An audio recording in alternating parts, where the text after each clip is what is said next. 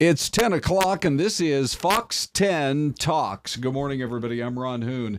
Anita Roman going to join in a minute. Mike Paish as well. But we've got a story that is unfolding in a West Phoenix neighborhood that really is pretty shocking. It was a report that we had coming in from earlier this morning. My understanding was that there was a toddler that was hit in some gunfire. At this point, it's just not clear how that toddler was hit or who even pulled the trigger. But what we can tell you is police are describing it as accidental, and it happened in a neighborhood out there at about 83rd Avenue and Camelback. This was a situation where our Irene Snyder was out there reporting very early on this morning. And then at some point, as the story continued to unfold, because look, we get scanner traffic, we get the information that first comes into the newsroom, sounds like an important story. We are going to get out there and get on it. So, Mike, I've got you joining me as well. Yes, It Ron. started off as a story that just sounded like, typically, if you've got a shooting, it's a couple of adults or one adult hit in the gunfire. But then it was more mid-morning, I think a little after 7, that the story took that awful twist, and we found out it was just a little toddler. Yeah, you hate to see this and hear about it, and I think that so many people still have so many questions about it, but I think at the end of the day, you got to really consider, securing weapons at the home. That's going to be always the key there, but still a lot of information still not out there. But yeah, just horrible for the family and really the neighborhood as well. Yeah. Okay. So we sure hope to learn more. Again, they did rush that toddler to the hospital, but it does look as though, and we're still trying to get a confirmation whether it was a little boy or little girl. We have had instances like this. What's that? Okay. But there have been a few instances, and the vast majority of the time, I don't even know why for sure, but it seems to involve little boys. But we don't know yet if it's a little boy or a little girl, but we are going to continue to follow that story. And then there was the other one that came in from overnight. Just incredible to think about what these guys went through. The largest construction project in years in the L.A. area is going to be shut down now for weeks as they try to figure out, Mike, what caused a massive tunnel to collapse overnight. This tunnel was 5 miles, not down deep, but 5 miles across from the main entry point, and they had to really work to get 31 guys out of that tunnel. I mean, think about it. This could have been horrible news waking up to, but miraculously, they were all able to walk out of there and get out. And the craziest thing about this, Ron, is they had to climb 10 or 12 feet of soft soil to get out. Yeah. I mean, because that was where the collapse happened. Yeah. And normally you're thinking, particularly with all the rules that exist nowadays, that you're going to be safe in a tunnel operation. There's always the threat of something like this might happen. You're going all the way back to the old days of mining here in Arizona, and you're doing the tunneling work, but still shocking to hear that it actually collapsed. I know. You see, it's always a risk with tunnel work, but also with trenches. We see a lot more accidents happening on construction sites with trenches throughout the country. You see that, probably monthly. Yeah. Okay, so the word was that every one of them got out okay, but, it's a tunnel. I believe the whole thing is to carry wastewater subterraneanly underneath the Los Angeles area. And so the project now has completely come to a stop, the biggest construction project in that whole part of Southern California, as they try to figure out, especially in this day and age, how something like this could happen. Okay, so Mike, great having you here, and Anita joins as well. Good morning, Anita. Good morning. How's everyone doing? Doing great. Really good, and I'm going to tell you why right now. Okay. Because we have you guys the champ live. Oh, so on exciting. Fox 10 Talks right now. Iron Mike. I'm going to punch this up. Look at this, that. would you? Yeah, ladies and gentlemen, the man who has a lot of fans here in the Valley of the Sun, it's Mike Tyson. Mike, we can't wait to chat with you here for a few minutes, but I think if it's okay with you, I'm going to start with Garrett, who's also here. Mike, Garrett, you're the founder and president of the Vital Choice Project, which Mike is a big supporter. Tell us about the big event you got coming up. Yeah, so we're going to be doing an event here next Friday on July 18th in Scottsdale, Arizona, just to promote our mission of making the next generation as healthy as we can by educating natural and holistic options on college campuses. And first, I want to say a huge thanks to Mike and his team for being able to help us put this together. And we really love those guys, and they've been an amazing team to work with. And it's not every day that you get someone with the influence of Mike Tyson to get behind something like this, that it's a small little operation, but something that could have big outcomes. I'm going to pop some of the information up. It's called Fueling the Fight. Mike, how'd you get involved in this, and why should folks come out? This is coming up here on July 18th. Oh, and can you unmute for me so we can hear you loud and clear? Again, it's called Fueling the Fight, and tell us why you're so behind it. Well, it was a no-brainer when I first heard about the project, and I said I wanted to make the next generation better than the generation before them, and that was my main objective. And I think if you're a healthy person, you live better and you live longer. Okay, so Garrett, how exactly does that get accomplished? You go out, you're going to get a huge turnout. You got Mike Tyson involved in it all, but how do you turn the dollars that are going to be raised at this event, this great charitable event, into real action? Yeah, so we have a team it's a small skeleton crew, but we have been doing our outreach now for the past 5 to 6 months on these college campuses across the nation. Specifically, our largest one is out in Davidson in North Carolina, with 15 students, all of them going into the healthcare field at some point. Whether that's a doctor, nurse, trainer, athletic trainer, dietitian, nutritionist. And we bring those, the naturopathic world to students that might not get it. Where in the United States, we live in a nation that values the allopathic methods of medicine more than the naturopathic. And to some points, the naturopathic world has been villainized and shut out. And in order to truly be healthy, you need to have a healthy handshake between those two industries and philosophies. And the best way to doing that is to interact with these college students that are going to be our next societal contributors and our next great generation of healers. And we must teach them and give them the resources to become the best healers they possibly can be, which means creating a well-rounded system of healthcare. And so what our team has been doing over the last 5 to 6 months is building these college chapters in Texas, Arizona, North Carolina, Florida, Wisconsin, and bringing these resources to them to launch clubs and make learning about health and being healthy fun on colleges. All right, now we have got three people here, all chomping at the bit to ask lots of questions to Iron Mike, to the champ himself. Who wants to go first here? Well, I got to go, Mike. Great speaking with you here, champ. First, I want to know a little bit about this big bet you have with Jake Paul, $1 million bet on the upcoming Amanda Serrano, Katie Taylor matchup. And I like your pick, Mike. I like going with Katie again. Hey, man, listen, she did it twice. Let's not going to make her do it the third time. And the second time she almost knocked out. The first time was a tough fight, but the second time she almost knocked her out. She beat up real bad.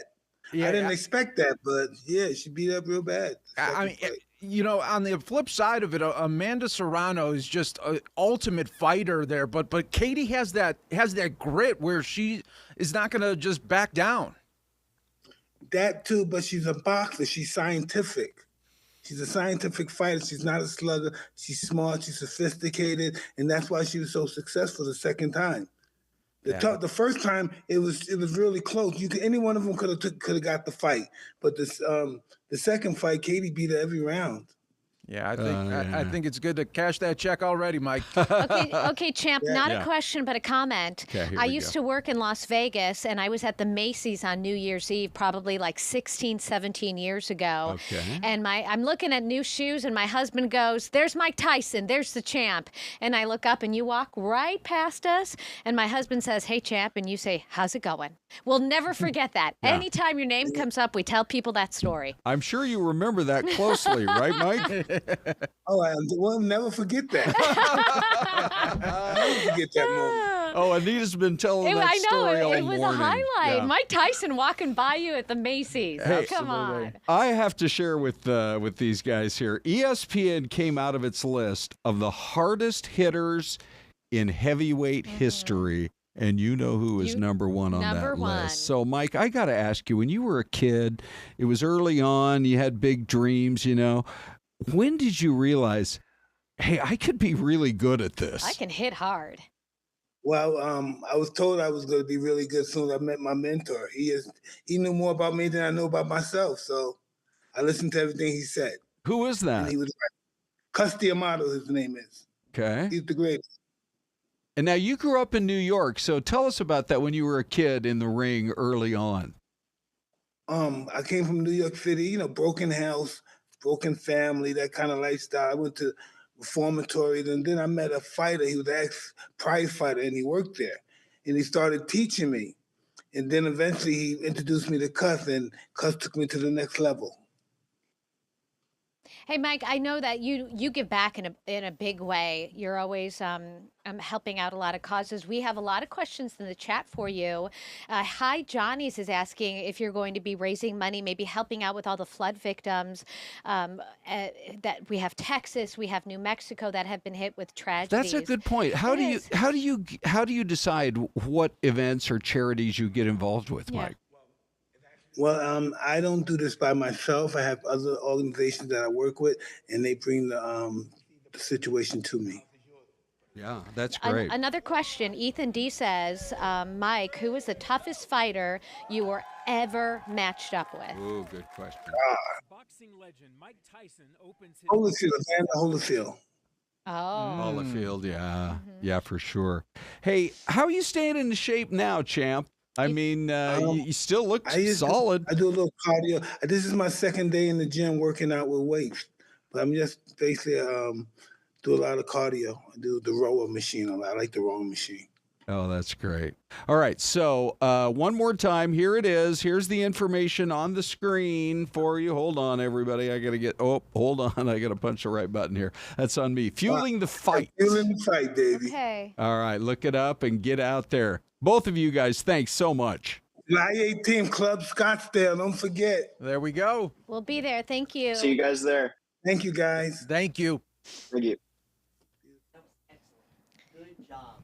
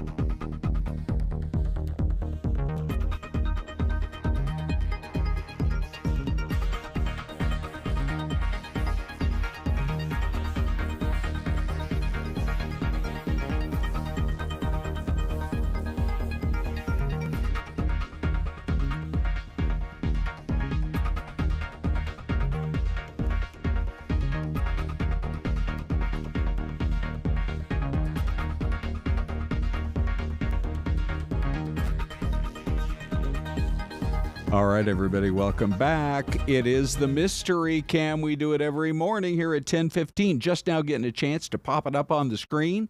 I feel like that is the most highly elevated traffic camera that has ever existed. It looks like it's being taken from a plane, It's Anita. beautiful, isn't it? It's a real great shot there. Isn't it, Mike? I mean, let's just take a look here, and we can have our own guesses. And we went right up into the break here, wrapping up our interview with the champ, with Iron Mike. And so now we can give you guys a chance to guess.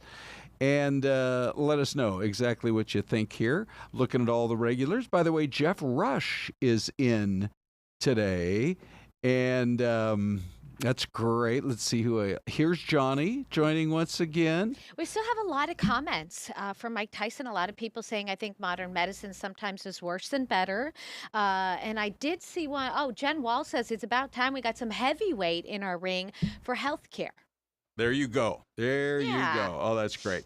Okay, well, if you see any guesses, how about we'll guess? And if you guys want to join in, all right, let's take a look here. We got an Oklahoma, a Mississippi, a Georgia. We have an Oregon.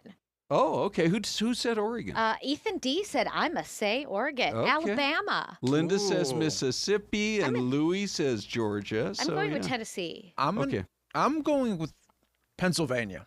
Okay. Oh, okay. All right, so we got a Tennessee and a Pennsylvania. I think those are both really good guesses. Boy, it's woodsy.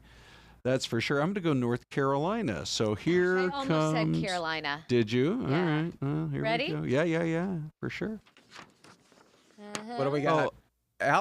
Birmingham, Alabama. Alabama. Look at that. Yeah. Did anyone guess Alabama? Jen's Wall. Oh, that's look at great. Yes, that. Alabama, you're the winner today. Good Nice. deal. Congratulations. Good deal. All right, well, we are going to move on here with more of Fox 10 Talks, and thanks everybody for joining us. Mike is our special guest for the first half hour here. But you guys, we've had a couple of reminders that you have just got to be so careful if you're going to be out hiking in Arizona's heat. And even up in northern Arizona, we just learned about a story that came in. It actually happened on Tuesday. But the Grand Canyon is a bucket list item, I think, for millions of people in our country and around the world. And it's so stunning to just, if you've never been, to just walk up to at the South Rim usually, but just to gaze out on it. And you'll never forget. Your eyes really don't believe what they're seeing at first. But we had a man die on the trail. He was out visiting our state from Texas, and it was on the South Kaibab Trail. Have either of you guys ever been down to Phantom Ranch down there in the bottom? I have not. No. It's on my bucket list to hike the Grand Canyon. Yes, But, yeah. here's the thing that I think is so difficult. I have friends who have hiked it in the spring and the fall. Yes. And so they try to target October. But the problem is sometimes it's really hot. It's still really hot in October. Yeah. And it's really tough. Yeah, that's true. I was shocked when years ago doing a story, we rafted down the Colorado River for 3 days. Oh, nice. And we got out, and they knock on your door down at Phantom Ranch. Everybody has to be up by, I think, 5. You got to have your breakfast at 5:30 or 6, and then you have to be on the trail because they know as the day goes on, it's only going to get hotter. What time of year were you up there? Let's see. I want to say it was, when were we rafting? I'm going to say it was probably about April. Okay. Yeah, April, somewhere in that So time frame. even that early on in the season, Yeah. they were still getting you out on that trail Yeah. before sunrise. I think it's just the way they operate. But doggone it. I mean, here's a guy dreaming of doing a hike, and he goes down the South Kaibab Trail. His goal was to get to Phantom Ranch and then come back out. He realized the heat was too intense. The thing you don't appreciate is it's cool up there on the South Rim because you're up there at what, like 7,000 feet in elevation? Yeah, right. But not as you're going down. No. Yeah. And they say by the time you get thirsty, it's already too late. Right. Right? Hey, Mike, give me a mic check here. One, two. 1112. Can you I hear don't Mike? him. Okay. Go ahead again. 1112. No, I don't hear All him. right. Hold on here. We got to hear Mike.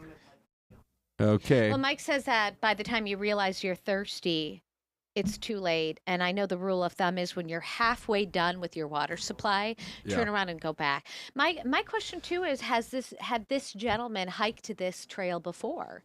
And maybe he thought, hey, I've done it before in warm climates. I'm going to be okay. And unfortunately, he wasn't. It's so deceptive. Got you now. We can hear you It's again. so deceptive, the Grand Canyon. And, Yeah. and I think sometimes the even scarier part is not the actual trail or the hike that you're doing, but do you see some of these people trying to take these crazy photos? Yeah. The selfies, Yeah. and they get so close to the edge. Yeah, a little too close. Little too close for comfort, Yeah, right? yeah. Absolutely. That's a tough one. Okay, well, anyway, it's really a shame, that's for sure. But just be careful if you're out But there. it's not just the big hikes like the No, Grand Canyon. I know. We had a rescue off of South Mountain yesterday. A gentleman had some heat-related illness, had to be lifted off. There we go, lifted off the mountain by helicopter. Yeah. Well, the city cannot block off every single trail, Right. especially trail South Mountain is like a spider web Yeah. of trails. But I'm sorry, when you are seeing the high temp of the day is going to be 117, 118, Yeah. why are you going on that particular day? Correct. Yes, right. Even in it was what 98 degrees at 4:30 this morning. Well, it was 100 degrees. actually 100. Yeah, it was when we went 100 on when at we tossed to 4:30. Danielle Miller, who was Yeah. out covering this and covering the At heat. 4:30 in the morning. And even if the sun isn't up, it's just too hot. All right, it's time to talk politics now because we may have a local politician who's at least in the back of his mind, possibly thinking about running for president. We are talking about Ruben Gallego. There's no announcement. It's just political speculation. However, if you decide you're going to go to the Iowa State Fair, there's going to be political expectation. That is the yes. speculation right there. Yes. Right. Well, yeah, and you got to figure too. You had Newsom the other day out in South Carolina. What's he doing out there? He's thinking about that as well. He's the governor of California, folks. Yep. And but Gallego in Iowa. Yeah. Is he trying to maybe plant a similar path to what Obama had? He wasn't senator for long, and then he had presidential ambitions. Do you think it's the same way? It feels to me, you guys, like I think there is a desperate search within the party. I don't know if "desperate's" the right word, but an earnest and an urgent search to find a new face to lead the party forward. And so then the question is, I would bet you that's part of the calculation on maybe some of the younger candidates who nobody's really announced yet, but hey, it's time to start talking about it. Gavin Newsom was in South Carolina 2 days ago. Yeah, totally. Pete Buttigieg also on that list. He is heading to the state fair as well. Yeah. And we've heard him talking about aspirations. Right.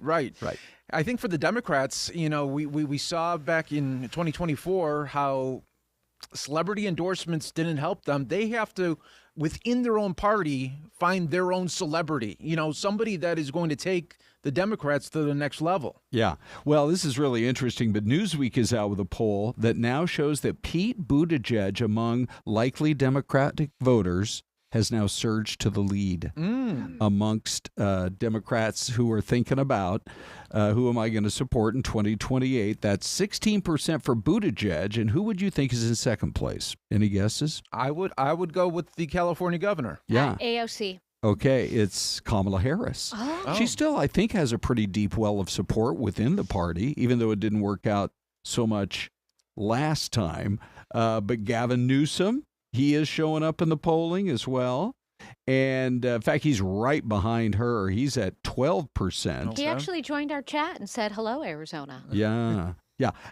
And then you mentioned AOC. She's at 7% in the poll, and so is Josh Shapiro, the Pennsylvania governor. So I think it's just really interesting, that's for sure. All right, you guys, let's talk about the news that the DOJ is investigating a couple of former officials. We are talking about former CIA Director John Brennan, former FBI Director James Comey, with White House sources telling Fox that investigators are looking at possible wrongdoing during the investigation or looking into everything that was going on in the 2016 presidential election.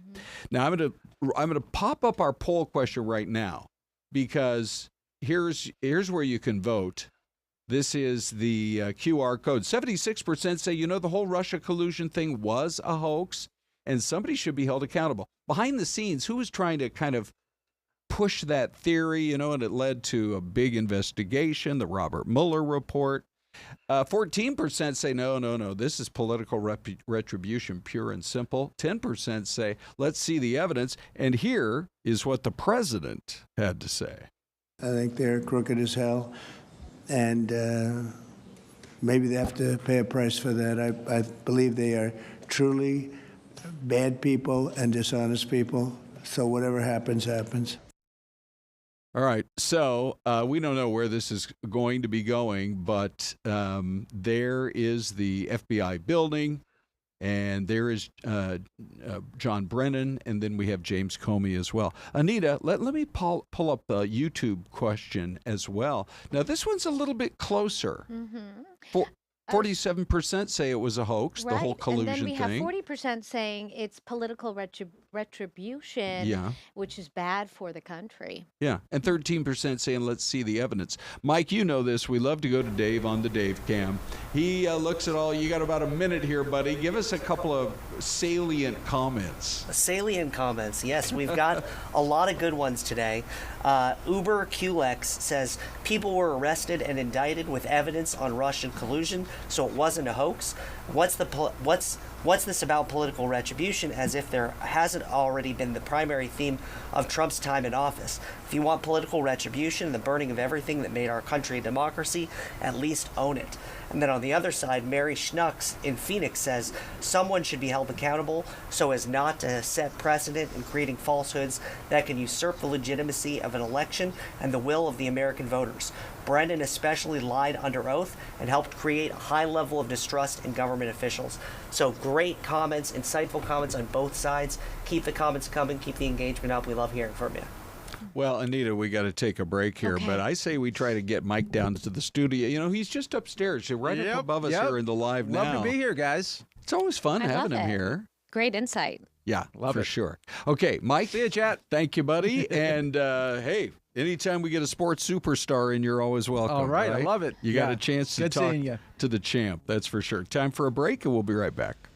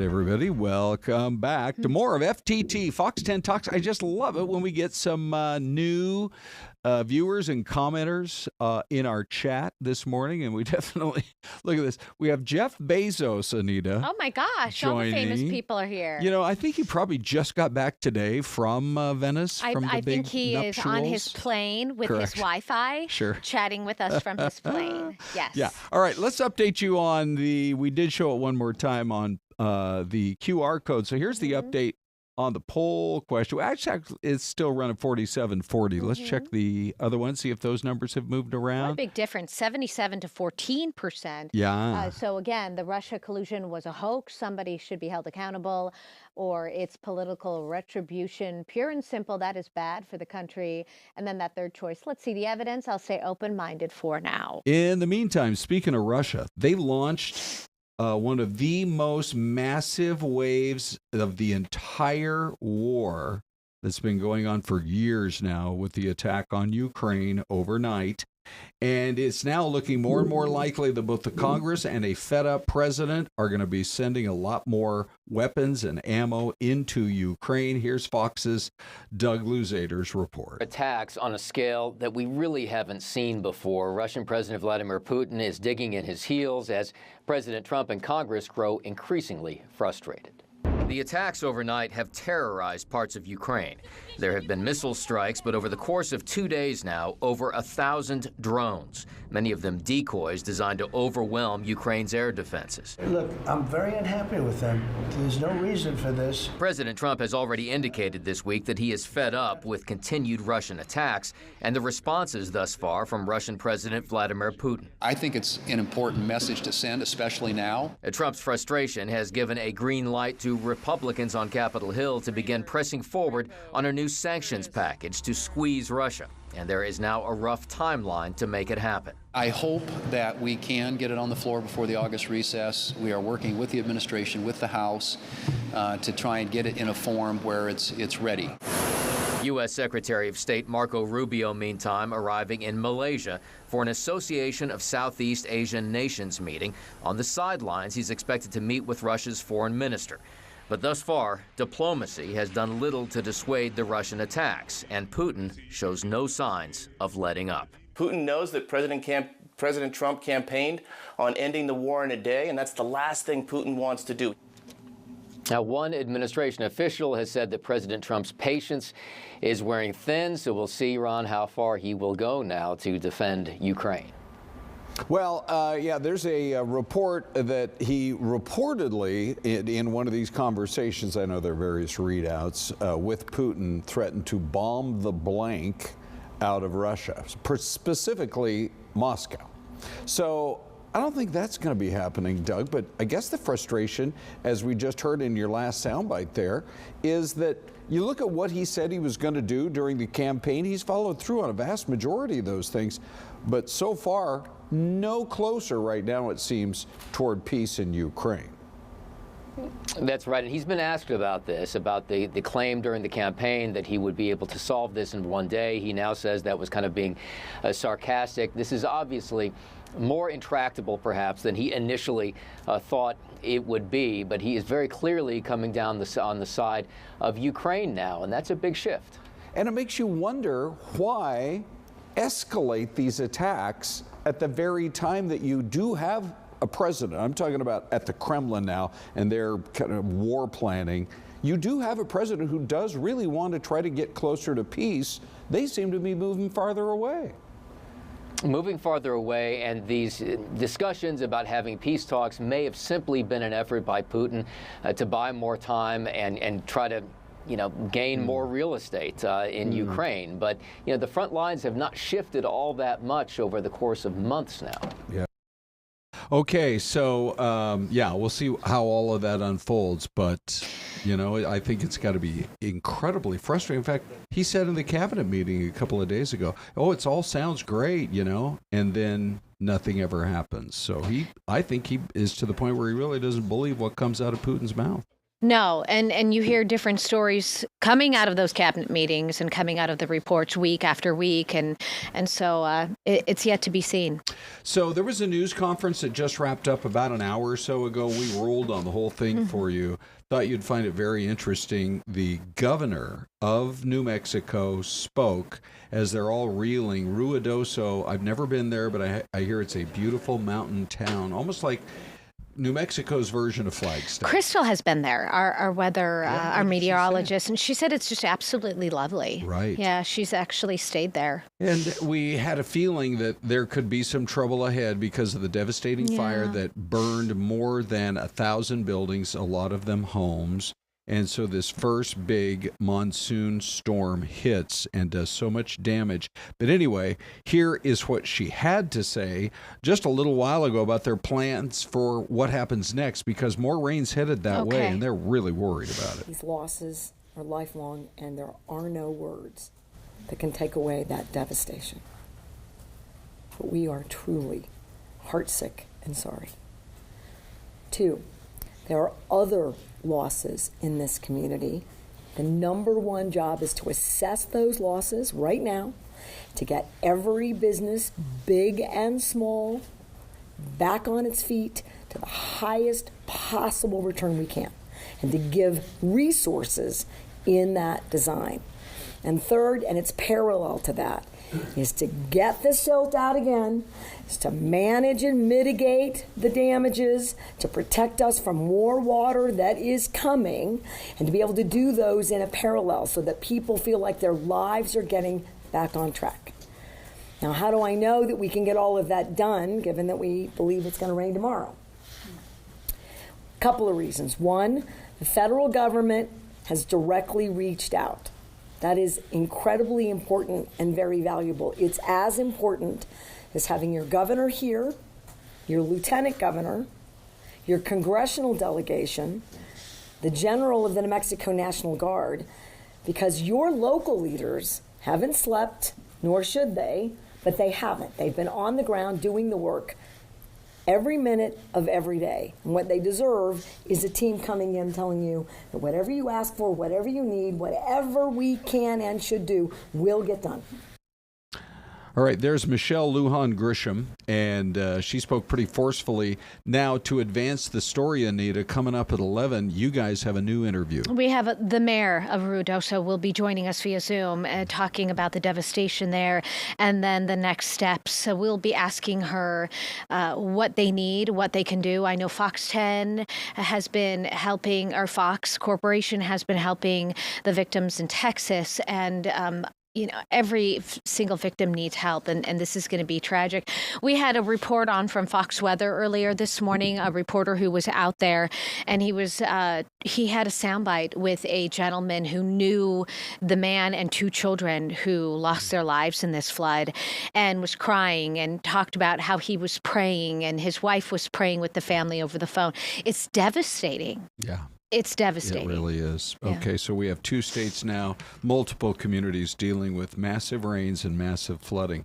We're going to shift gears a little bit. If you're a sports fan, you no doubt enjoyed our interview with Iron Mike a while ago. We're getting excited about I'm going to tell you what I'm most excited about for the MLB All-Star Game, which is on Fox 10. I thought you were going to say you were excited about football. I'm always excited about football. But I love the fact that baseball is getting a little closer and a little closer to letting the robots kind of call the shots on balls and strikes. So they have announced that at the MLB All-Star Game, there's going to be a new challenge system that goes into effect. Batters or pitchers can challenge up to 2 balls or strikes per game. Unless they get their challenge right, then they get another one. It's kind of like football.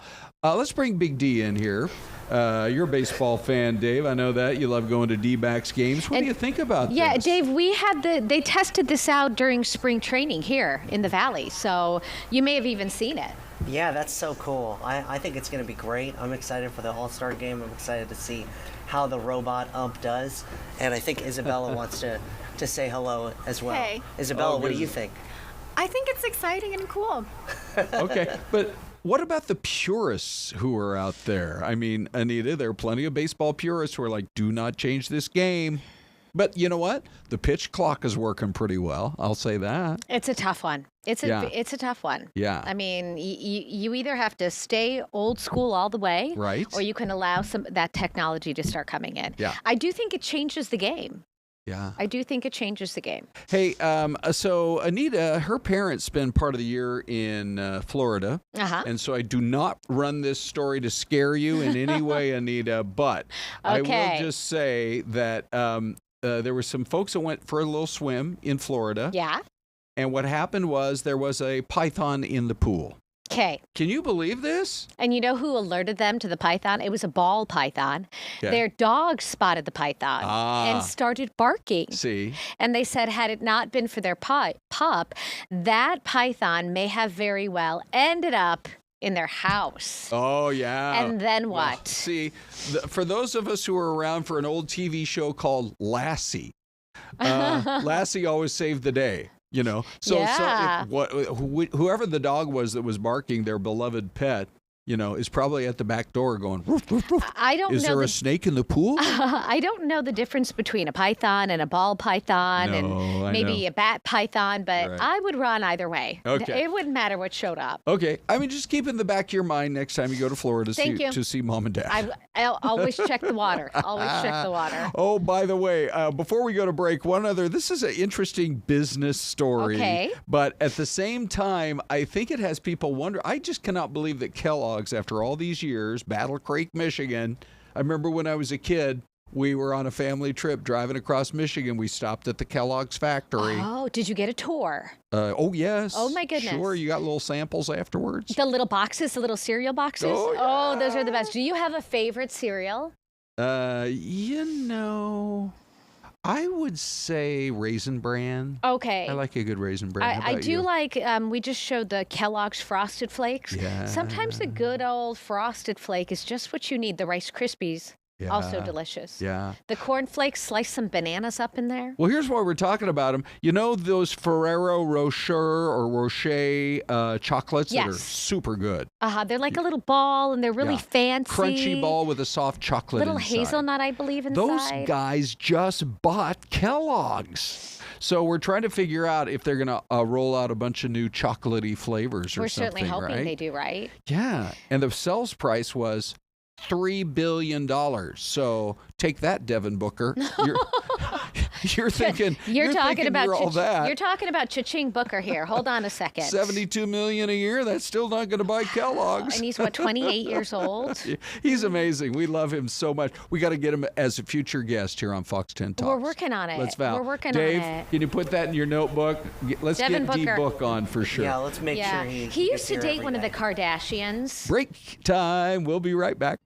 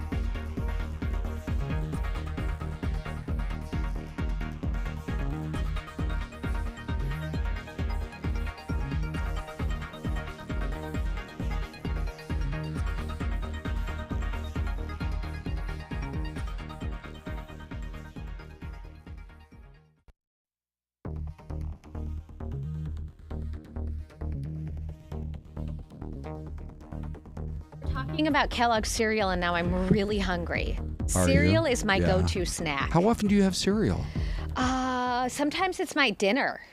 Oh, really? Yeah, it's not always the healthiest, but Yeah. a bowl of cereal just hits. You know what cracks It's me up? easy. When I was a kid, my favorite was a thing called Sugar Pops. But now, in order to make it sound healthier, now they call them Corn Pops. Full of sugar. But back in the day, they were Do you called guys Sugar ever Pops. mix the cereal? No. I'll do like What's a good mashup? So I'll do like a Crispix with a Lucky Charms. Ooh.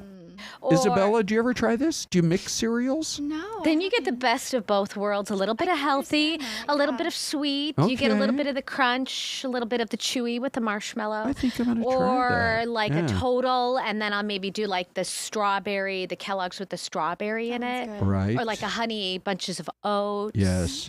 By the way, we have the coolest viewers here on our streaming show on Fox 10 Talks. We love reading all your comments. Yeah. I got a great big giant screen where I can see all your remarks, and it's just great. It's just great. Now, Isabella, we have, who is it in the chat who says they've given you a new nickname? Who is Our that? friend Dave Brousseau, one of our loyal viewers. What are in we the supposed chat. to call you now?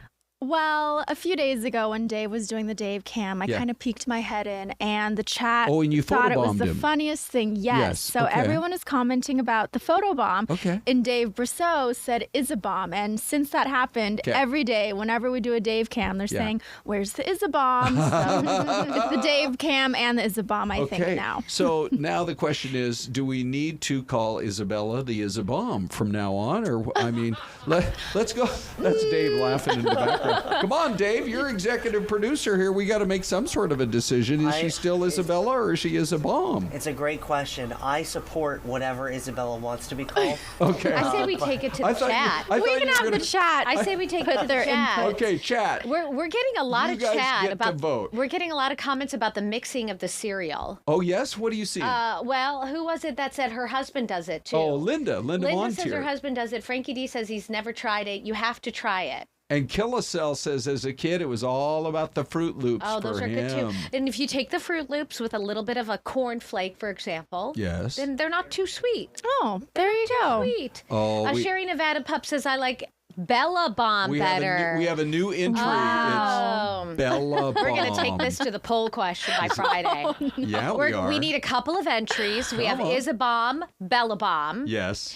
And Bring then- them on, people. Yeah, Bring them right. on. That's You know, so we're funny. very famous for nicknames around here. More people That's call what me I'm noticing. Hooner Yes. than Ron Hoon. Or wasn't it Lord Hoon? 'Cause you Oh, have a- well. Oh, okay. That's just a 10-second aside. I but call you Ronald it was David. Sort of a joke, but it was real. I bought 1 square foot of land for $49 in Scotland, and they send you this whole certificate and say, officially, now that you're a landowner, you're a lord in Scotland. So There yes, you go. I do answer to Lord Hoon Lord too. Hoon? But more Hooner. Remind us your nickname, Anita. I don't know that I have one. Neaters, Nita. Neaters. Yeah. I feel like Neaters. yeah. Okay. Those are cute. I feel like we need more nicknames. I'll take suggestions. Okay. Cereal Monster. Yeah, everything, that's for sure. So, you guys, we ran a story earlier this morning. I went back, I talked to our editor, Jeff Haggerty. I said, do you know, is there any sound on this tape?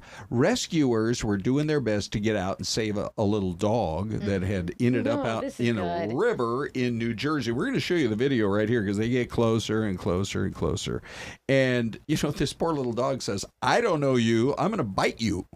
Which is basically what happened. I still, to this moment, don't know if we actually have the sound or not, but let's watch and possibly listen here in New Jersey. Thanks, guys. Look, back it up a little bit. What'd you do, buddy? What'd you get yourself involved in? Come here, buddy. Don't bite me. Right there, right there. Good boy. Bite me, he said. No. He even says, don't bite me. Yeah. Don't bite me. He's like, Yeah, clap on this side of him. Because he doesn't want to go by us, so that's what I'm saying. If you... He's out. All right, I'm good. Hey, buddy, come here. I'm here to help you. Good boy. oh, he's still flashing his teeth like, stay away. Good boy. Come here.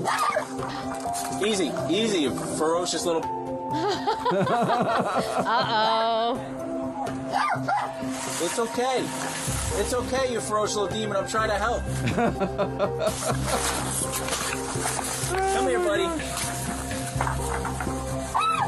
Oh my goodness, he's so scared.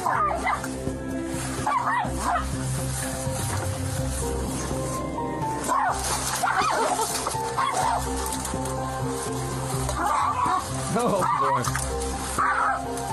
Easy, easy, easy, easy, easy. Easy. He's like fighting for his life. Well, you have to wonder. Well, yeah. I mean, how long that I didn't realize when we aired that video earlier this morning that the dog jumped off that little platform and swam.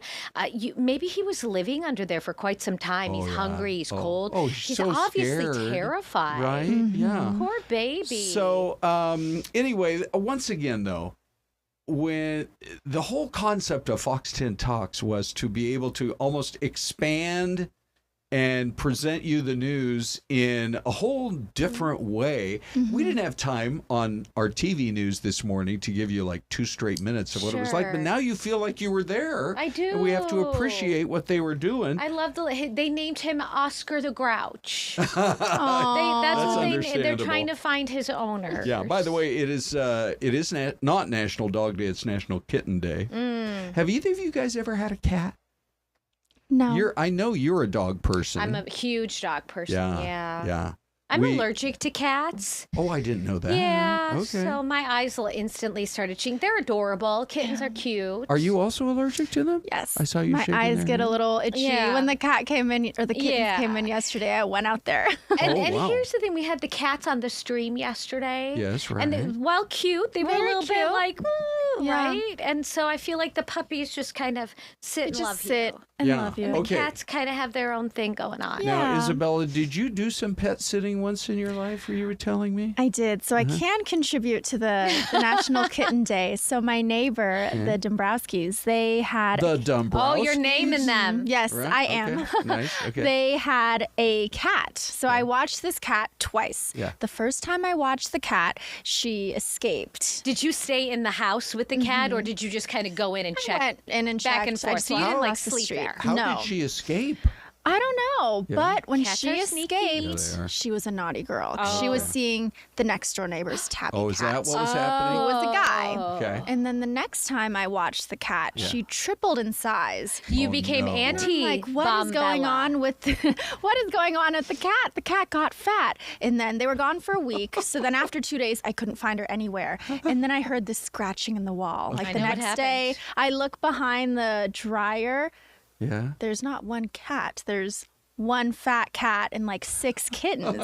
So she gave birth on my watch. So not only did she misbehave under your watch, she also became a mama cat on your On my watch. So you had to explain the whole thing to the neighbors. I did. You were there for the whole cycle of life. I was. Right. And I was for the only beginning, like for that magical moment when life begins. Did you take one of the kittens home? No. I was 14 at the time. I was kind of overwhelmed, I bet but so. they still, brought me back to watch. Hey, we the have a cat again. hero amongst our presents. Dave says that he does live on the Western Canal and had to rescue a pup from drowning once. Oh, for goodness Well, sake. thank you for your thanks for service, that. Dave. Wow. Okay. Well, that was also a hilarious story, Isabella. I have a lot of so- pet Good. stories. Are you still friends with the Dombrowskis, or do they like? Yes, Oh, they good. still live Well, they across the kind of, street. I know. They were like, Isabella, we love you, but you're not watching our cat Correct. anymore. We did find a new cat soon. She gets into way too much mischief, girl. Why is the cat pregnant after you watched her? Oh, sorry. All right. So, shall we move on since we're talking about cat dating? Let's move on to dating in the real world here. Tinder has just unrolled a new feature that will allow double dates. Let me roll the Tinder Oh, wait. Oh, that's the itch. With giraffes. You get to go on dates with giraffes. I'm just off my buttons here. All the animals today. Yeah. You're off your buttons. Cats, I'm going to giraffes. tell you that tomorrow morning. I'm off going my to be buttons. like, Ron, you're off your button. Well, here's the thing. So somebody just decided to go ahead at Tinder and say, what if we offered a double date feature? It allows you to pair up with friends. Let's say you like the idea, you're looking for love. In all the wrong places. Well, what are the wrong places? Tinder. I don't know, maybe. No, I mean, I've heard of a lot of people who Yeah, I find have love too. online. Sure, Do absolutely. you have to go to the highbrow ones? Can you not go to Tinder? I don't know the difference. I don't know the difference. Well, anyway, they're going to roll out the double dating plan. I think it's already in effect right now. But, if maybe you like the idea of trying the app, but you're like, let's say if you're a lady, you want to bring your girlfriend along. I and can maybe already there's smell another disaster, guy. Ron. Why? Because here's the situation. Okay. I'm going to bring my guy friend. You're going to bring your girlfriend. Okay. And your girlfriend and my guy friend are going to be like, and they're going to start making googly eyes at each other. Oh, the other two, yeah. We're going to get dumped. Okay. Now, that's the negative. Do you see any I'm just- positives, no. Isabella? You've looked at this. What? I think, for me, maybe because we're in the news and you just think of all the worst case scenarios. But if you're already meeting one person online that you don't know, I feel like if you're meeting 3 people online, if you don't know, I don't know. It sounds like a setup. But isn't there safety in numbers? If you said, okay, I'm going to meet you, you're some lady and you're meeting a guy you don't know very much about him. You show up and you meet at where? TGI Fridays, let's say. I'm I'm saying. not sure I we love would their go there for potato a first skins. date, but sure. Really? I don't know. Okay. I don't know. I think if you're already meeting one stranger, if you're meeting 2 other strangers, I don't know. But I'm saying you coordinate it with, we're talking about from the lady's standpoint, you coordinate it with your girlfriend I and see the what you're 2 saying. of you go Okay. and you meet 2 new guys and then you can Okay. kibitz about it afterwards of yes or no. I'm very impressed Yes. and also somewhat concerned about your Okay. knowledge of Tinder, though. Right. Well, this is how much I know I'm about just going to Tinder. put that out I there. think you know more than both I'm of just us. going to put that out there because, Yeah. yeah. This is about how much I know about Tinder. Is the file tape Stripe, from 5 swipe years ago. left, swipe right. That's all I Anita. know. Okay, now 11 o'clock. Wait, hold on. Michael Lewis agrees with me. Thank you, Michael. Okay, good. Well, it's good to have him on your side, that's for sure. In fact, Mike says, Tinder double dates, what could go wrong? That's We've what been I was looking at it from all thinking. sides around here. I don't know. Anita, what do you got coming up on YouTube? Well, we at have the 11? mayor. Yes, of Ruidoso. Yes, thank Yeah. you. And then Danielle's going to come on, I think, and talk about the I-17. We're making progress. So if you live in the valley, maybe you live up north, you travel through the state a lot. On the flexible They're lanes. making some progress on those flexible lanes. And then we have, Veterans Day is actually right around the corner. So we're going to be talking about the big parade.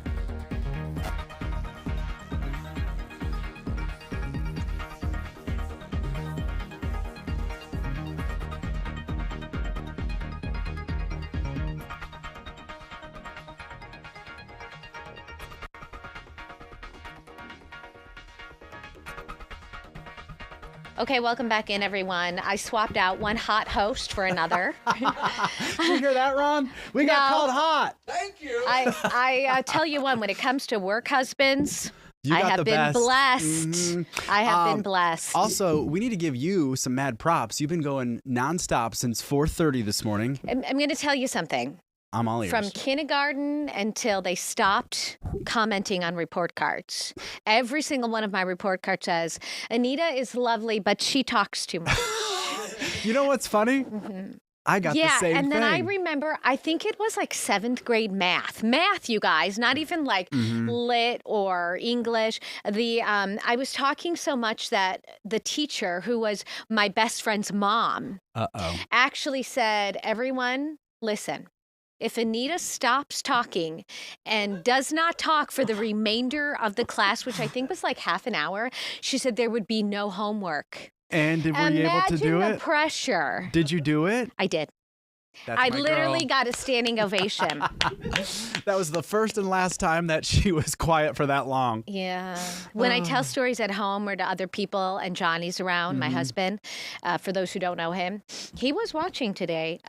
He will say, keep it brief. Keep it brief. Keep it brief. Everybody's commenting that at least you've got your caffeine boost here this morning. A lovely guest brought me some green tea. I'm trying to be healthy. There you go. And now I'm really hungry and could use a snack. I thought you would bring me one. Oh, apologies. No, I'll you're see. usually really good about Yeah, checking I'll see in. if I can't you're good get about you a checking snack. in. We're going to switch gears to a very, very serious and catastrophic topic. Flooding. We had the flooding in Texas last Friday, and then New Mexico, parts of New Mexico were hit just a couple days ago. And this is that beautiful small town called Ruidoso, New Mexico. And Crystal, if you were watching yesterday, she did a fantastic explainer about kind of what happened here, because there was a wildfire not too long ago in the area, the burn scars there, and then they had those monsoon storms, and it was just kind of a perfect combination. We actually experienced the burn scars here, and we've been up. Both of us have been up, like, let's say, the Flagstaff area where we have all those wildfires. And then what happens is everything just becomes really, really slick, and that ground has all the ash on it. It doesn't absorb the rainwater. And then that's when you see those floods. I know there's some video. I don't know, Dave, if we have any of that video. The most dramatic is this one, where you literally see a house uprooted. Just knocked off its foundation. Tore off the foundation, and it is floating down this river. Unbelievable video, and the devastation is just so hard to hear. So we actually have the mayor, Lynn Crawford is the mayor of Ruidoso, and he is joining us live this morning. Mayor, I know that you are extremely, extremely busy, so I do appreciate you taking the time to talk to us here this morning. And of course, we just wanted to say condolences. I know lives have been lost. You guys are working so absolutely hard to make sure that everyone's okay, so we hope you're able to take care of yourself as well. Can you just walk us through how you are doing and how your community is doing this morning, sir? You bet. And thank you guys for having us and the condolences. We appreciate all that. But I'll tell you, your energy, you've uplifted my day already just listening to you guys before the segment. But we, the picture that you just showed, the video of the house floating down the river, just a few minutes before that, the river, you could have jumped across it. It's not that big.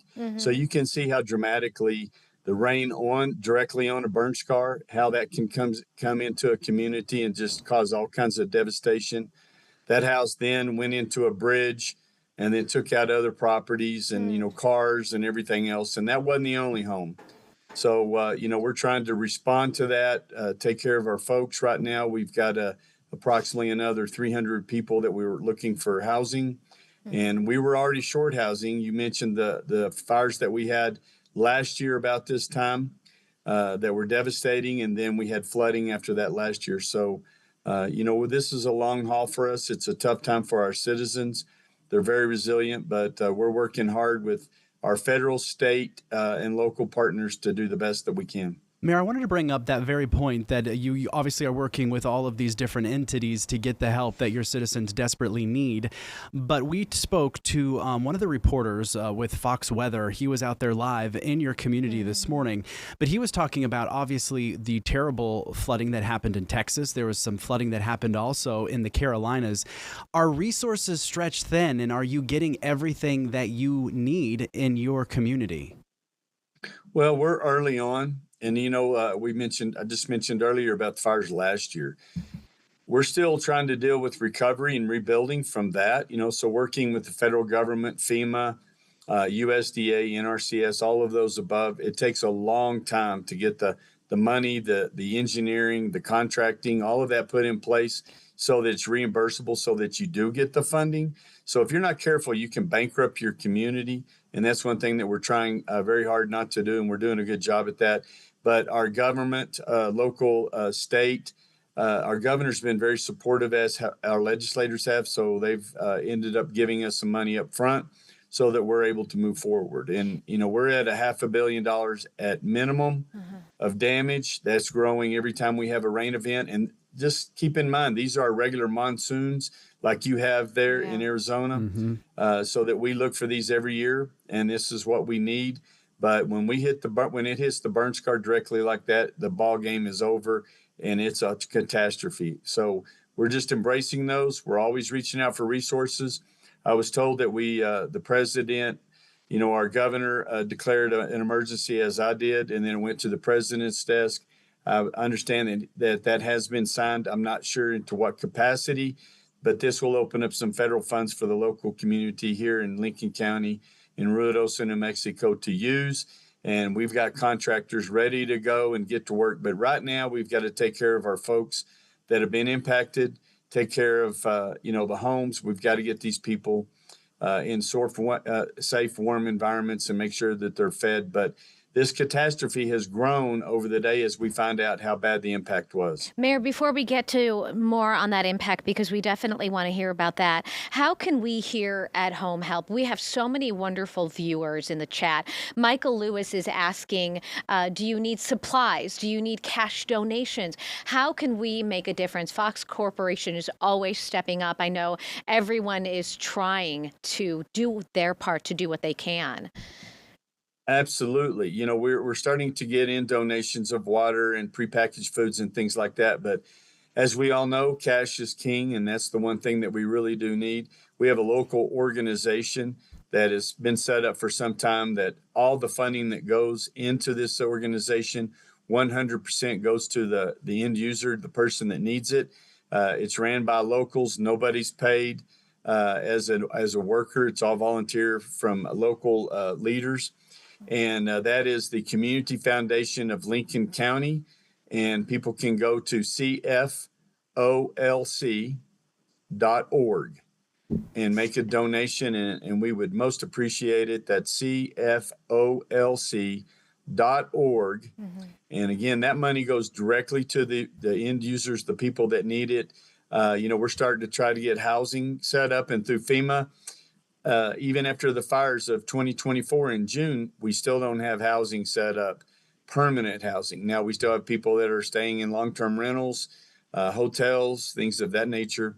And so we're looking at more of that as like I said, we're still doing assessments. We know that there's 200 to 300 other folks that are now homeless. We're finding out to what degree their homes are damaged. We're still trying to get water and electricity to a lot of areas of the community.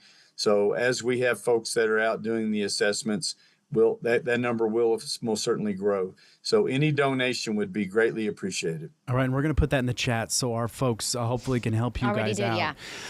Mayor, I wanted to ask you about this. You guys have really been hit with a 1-2 punch. Obviously, those devastating wildfires, and now with these devastating floods. And I just wanted to ask you personally, how are you doing? I mean, the community looks to you as the city leader, but I can only imagine that this must have been taking a toll on you to see your community that you love so much go through such, I guess, horrific situations in the past 2 years Devastation.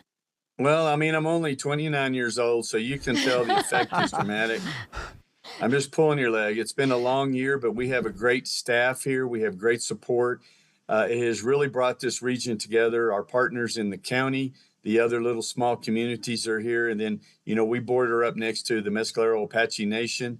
So it's got us all working together and along with our state.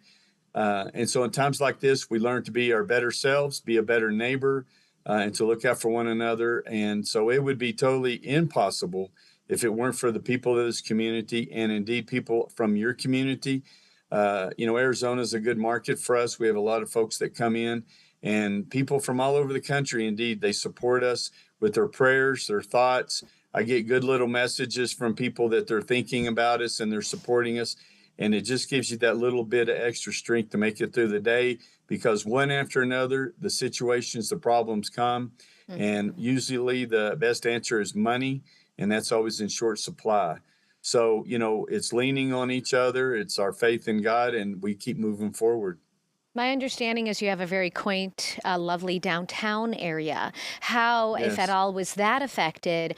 And will that help? I mean, will people be able to continue running their businesses to help maybe, once you guys are cleaned up a little bit, bring some revenue in? Well, and we hope to do that. Our downtown, our midtown area, as we call it, it was not affected, and all the businesses and the shops are open and ready to do business. We just ask if people come into town that they pay attention to the weather alerts, and we use the iPod system, which is you'll get an alert from the National Weather Service. It's on your cell phone. You can go to Discover Ruidoso. We have an app. It's a live app. It tells you if there's flooding in the area, if the roads are flooded, if the roads are closed, so that you can be aware, know your surroundings, because it's not a question if we're going to have another flood, it's when and how big. Wow. And that was going to be my next question. We've got about a minute left, Mayor. But some folks in the chat are already asking. I know you kind of are in the midst of this right now, but are you guys looking at ways to maybe mitigate something like this from happening in the future? Yes, we've been working on that for over a year, and the mitigation efforts and we can start with the obvious, is desilting the river. When we have these river events and these big rain events, it'll leave 6 to 9 feet of new silt in the river. And so what that means is the next rain event, the river channel is shallow and wider. And so that gathers more homes, more property is then lost. And so we're in the process of desilting. We have been working on that all winter, but now then we're back starting basically from ground zero and repairing the damage, upsizing culverts, putting in clear span bridges. I say putting in, those things all have to be approved from FEMA, the Army Corps of Engineers. The money has to come through. These bridges are, millions of dollars, and they're not big bridges. It's a small community, as you said earlier. All right. So desilting, we're looking at thinning measures inside the village of Ruidoso. Unfortunately, we've got 4 seconds left, but thank you for your time, and our thoughts are with you guys. Hard breaks, hard, Mayor. Thank you so much for your time. Okay. You bet. Thank you. Thank you. Thank you, Mayor. Terrific job. You bet. Sorry, I didn't realize I was running over. You can give me one of these.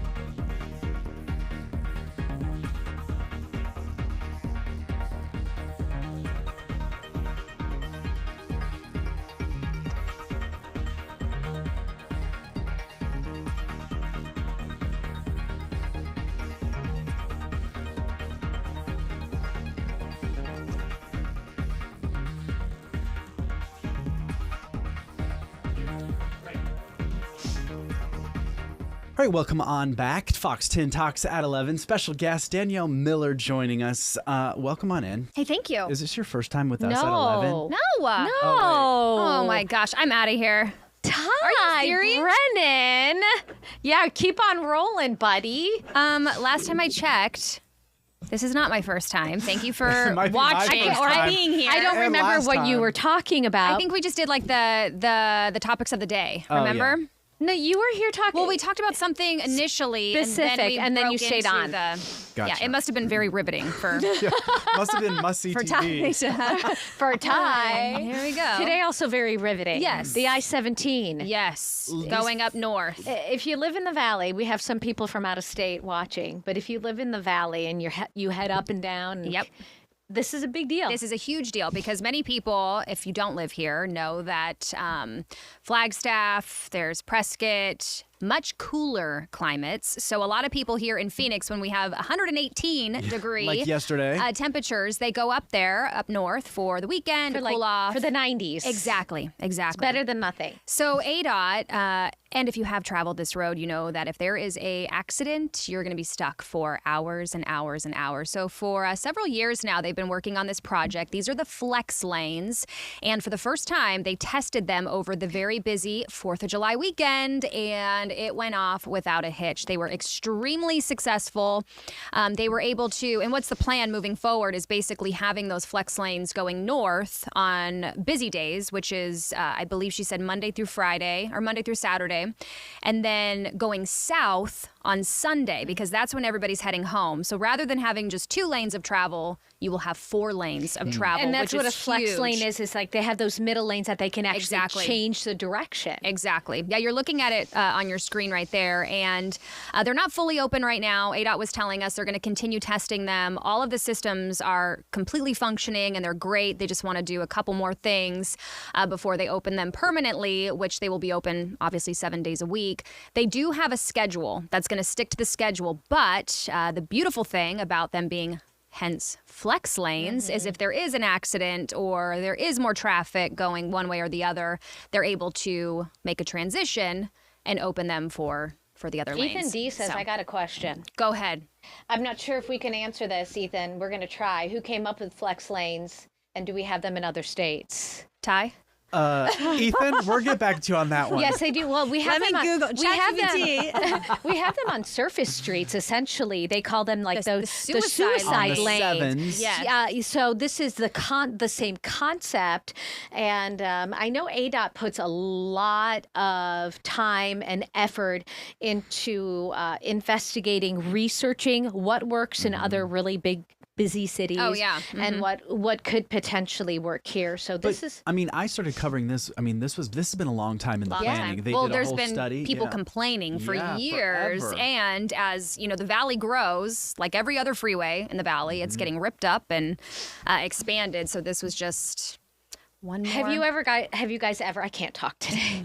This is like hour 85 of talking. Yeah. Have you guys ever been stuck either way, whether you're going up or whether you're I only coming have down? for work. Yeah, I was same. covering a deadly accident, and we get sent up there, and us, just like every other driver, I think we were stuck for 3 hours. I want to say. Trying to get back or trying to get We to were the trying to get scene? to the scene, yeah. So we were heading north, and it was completely shut down. But people were out like kicking soccer Yeah. balls. You You literally get out of your car. out of your car. You And have- luckily, it wasn't in the dead of summer because that's when No, that's another problem. Yeah, no, not good. Well, this will be interesting because there might be like a little bit of a learning curve for drivers over the next couple of, I guess, weeks when they start to use these a little bit more. But it's good to see that obviously 4th of July was a very busy weekend, Yep. and they said this went off without a hitch. So that's pretty encouraging. It is. That this is going to work for the rest of You the. have to pay attention. They will have signage, They right? will have signage. There is a thing that will stop you because obviously wrong way is, but there are detection systems in place, everything to prevent something like that. And also what ADOT was telling me this morning is that you don't have to use them. So even if they're open, you can still drive in those 2 lanes that were already originally there. So if you don't feel comfortable or if it's something that's just too new to you, there's the option of just using those 2 original lanes. and obviously the 2 extra lanes. But they did say over the holiday weekend that a lot of people use them. We have another question for you. Go ahead. Okay. Abel is asking, what are the main concerns or expectations ADOT has heard from the public ahead of the flex lanes opening, and how are they preparing to address them once the system goes live? I know you. Hi. I know that you were chatting out there with them. I think the biggest concerns are they going to work? Are they not going to work? Well, like you said, we don't want wrong way drivers. Yep. And we don't want people to feel like they have to use them. Right. And I think, too, the biggest concern are those traffic delays when there is an accident for any reason, because if you've traveled that roadway, you get stuck for hours. And especially in our summer months. I mean, if they are able to open up those lanes to get traffic moving, so many people travel, to and from. And if you get stuck out there on a day like today, with kids, with pets, there's nowhere to go to the bathroom. There's nowhere to go to the bathroom. There's nowhere to get food. No. I mean, you don't want to. You can't turn your car off because you want to run the AC. Yeah. No. So it's a huge deal for people here in the Valley, and especially those who travel up north. Because I know a lot of people actually don't travel up north because they're so worried about on weekends that they're going to get stuck. So this is going to hopefully be good for everybody up north as well. Is the pie place still there? Have you guys been to the pie place? Oh, yes. Have I been Sometimes to the it's pie worth place? just maybe thinking about going through traffic to go to the pie place. Yep, the You pie don't have to go place. too far up the 17 though to go to the pie place. Yeah, it's right out of Black Canyon Yeah. City, right? Yeah. Yeah, which is where, so this is, the flex lanes are in between Black Canyon City See? and Sunset Point. There we go. Perfect. There you go. Stopping. Maybe the flex lanes aren't good because then You can't I make want it to be the pie stuck. place. I want to go to the pie I want to be place. stuck right there. What's your favorite kind of pie? Oh, that's a tough one. You guys know I love sweets. So, I'm gonna go with a berry. yeah, I mean, I love a cherry pie. I love an apple pie. Thanksgiving, pumpkin, no doubt. What about a hands down. French silk? Not my favorite. No, I gotta go with the berries. Yeah, I love. Yeah, We would not have a problem because we wouldn't have to share our pies. Perfect. We would each get our own pie and nobody would complain about it. love it.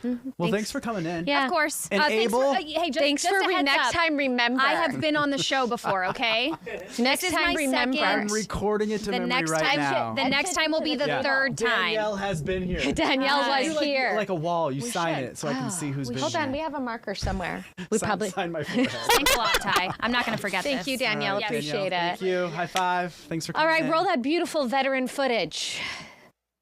There we go. Veterans Day, few months away. But this is very important. Hi, Paula. Hello. Good morning. Nice and close to that mic for us. Show us your beautiful face. Thank you for coming on. The Veterans Day Parade is really a highlight here in the city. Yes, it is. And it's been going on for 29 years. Can you believe it? I know. My kids were little when we started. How long have you been in charge? 29 years. Whoa, wow. Oh, my So, goodness. Paula, can you kind of tell us about what was kind of the idea 29 years ago to get this going Right. here in the Valley? Well, you know, at that point in time, the Phoenix VA was the one hosting it, and we didn't have a lot of notoriety in the Valley. So it was really a community outreach tool, and that's how we started it, was for community outreach, and it worked. Anita's been out there live with you. I've been out there live It's with amazing. you. And each and every year, it gets bigger and better. And you, I mean, this is a sight to see. It is. It is. It has grown from 10,000 our first year. That's how many spectators That's a we lot, had though. out there. 10,000 is still That's a still a It was just lot. for the number. first Yeah. year, and now there's 45,000. We've had Wow. 45,000 consistently per year. And so now you're putting out a call. Yes. So what we do with the parade is we ask the community to nominate veterans to be grand marshals in How the parade. exciting. Yeah. So we ask them to put forth a World War II, Vietnam, Korea, Cold War, Desert Storm, Operation Enduring Freedom, the effort in Afghanistan, and then Operation Iraqi Freedom.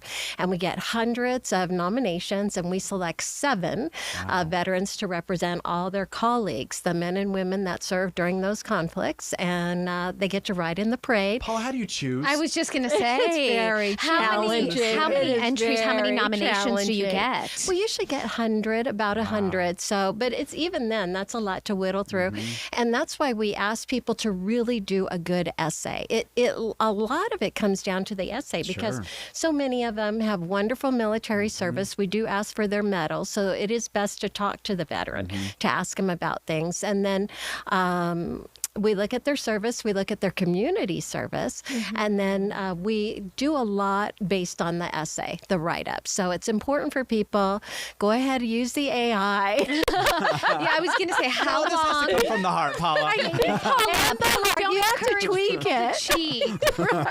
How long do you want this essay to be? It's What else? about 350 to 500 words. So it is a bit, like my column, my Write a Veteran's Voice column, and it's about 350 words every week in the Republic. We have a question for you Yes. in the chat. What message or theme is most important? This is from Abel. Don't forget that Abel's. Okay. So this year, we pick a different theme every year. And this year, because of the 250th anniversary of our country, this year we started with the 250th celebration with the 2 light ceremony. Because it was Paul Revere that had 2 lights and made the initial run to tell people the British are coming, the British are coming.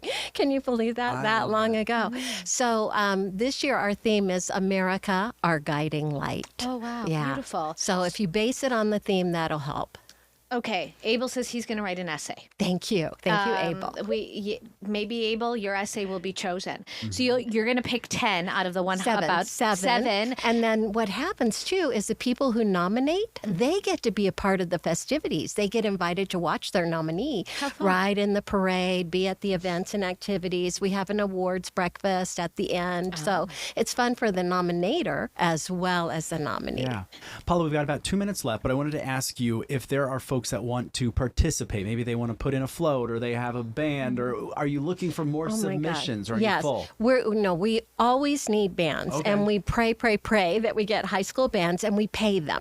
We pay them $1,000. The trombone and the clarinet. $1,000. So put my name, my email, my phone number out there. Yeah, we need the bands. The floats, those are usually through corporate donations. So we do look for more corporate sponsors. But $1,000 for a local high school band that are maybe looking for new uniforms or something, that's a nice little chunk of change. I'm going to tell you what, one of the best stories I've ever put together, I went out to the prison and they had, do you remember that? They had a group of inmates who were very specifically chosen who would make the most incredible, beautiful float. Cool. Do they still do that? No. Oh, the person who did that, Rusty Heaps, has retired. Oh, gosh. I know. It was Someone's got to take that back over. It was good. I keep telling them it was so incredible. Okay, less than a minute.